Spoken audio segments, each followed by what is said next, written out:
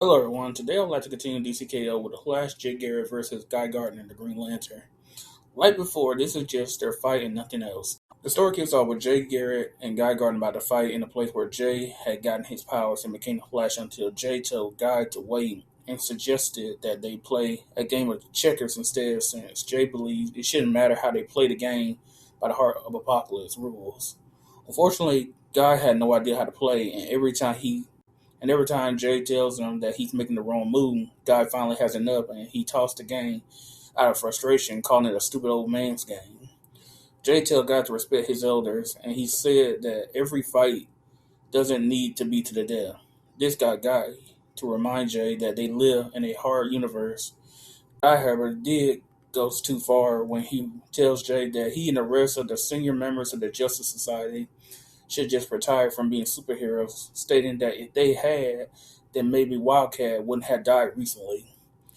Jay retaliated by throwing his helmet at Guy's face. Guy, in anger, is shocked that Jay would do that.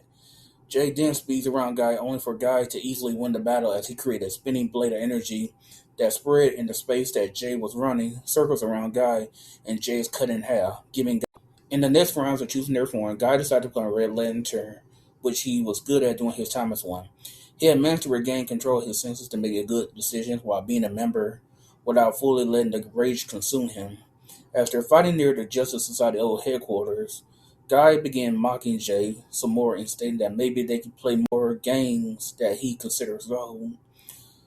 Jay, however, is at his strongest as the foreign chain he allowed to have is becoming the Speed Force itself as he easily hit Guy multiple times before he settles on the idea of aiming a century's worth of pent-up rage at a Red Lantern ring that atomized Guy, and Jay wins second round.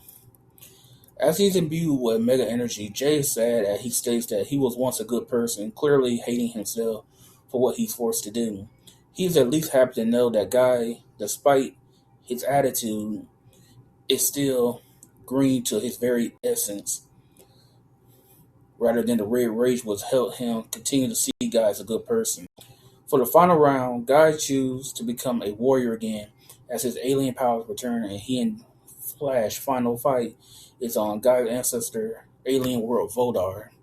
This is what DC Comics had did to Guy after the Green Lantern Corps were no longer around for a time, but they wanted to do something else with Guy instead of retiring him.